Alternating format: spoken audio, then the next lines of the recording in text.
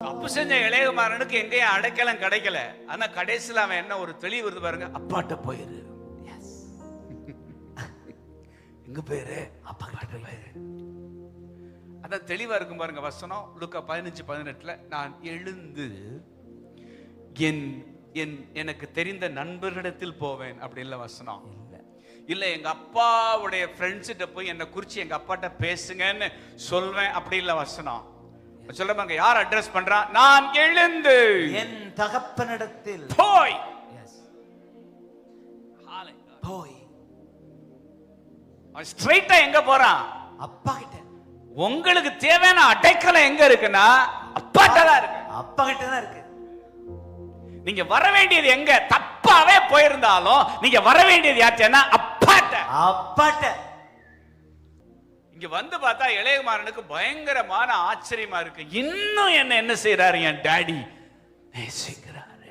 S, நேசிக்கிறாருங்கிறது வேற. இன்னும் என்ன நீங்க தள்ளாமலும் விட்டு விலகாமலும் அவமானத்திலிருந்து என்னை காப்பாற்றினே. தள்ளாமலும் விட்டு விலகாமலும் அவமானத்திலிருந்து காப்பாற்றினே. ஆணைத்து கொண்டீர் என்னை முத்தம் செய்தீர். ரெட்டை களைந்து எனக்கு புது வஸ்திரம் தந்தீர். ஆணைத்து கொண்டீர் என்னை முத்தம் செய்தீர். ரெட்டை களைந்து எனக்கு புது வஸ்திரம் தந்தீர். அப்பா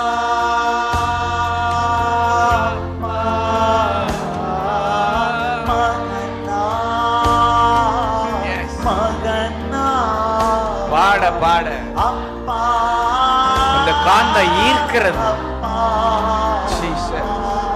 மகனா இன்னும் மகண்டா உங்க கண்ணின் மணி தானே அப்பா. நின்மணி தானே அப்பா. அம்மாக்கு நீங்க யாரு? கண்ணின் மணி, கற்பத்தின் கனி. கற்பத்தின் கனி. ஆனா உங்களை படைச்சவருக்கு நீங்க யாரு? அவருடைய கண்ணின் மணி. கற்பத்தின் கனியை தொட்டா உங்க அப்பா அம்மாக்கு அவ்வளவு கோவம் வருது. என் கண்மணியை தொட்டா எனக்கு எவ்வளவு வரும்? எவ்வளவு வரும்? எஸ்.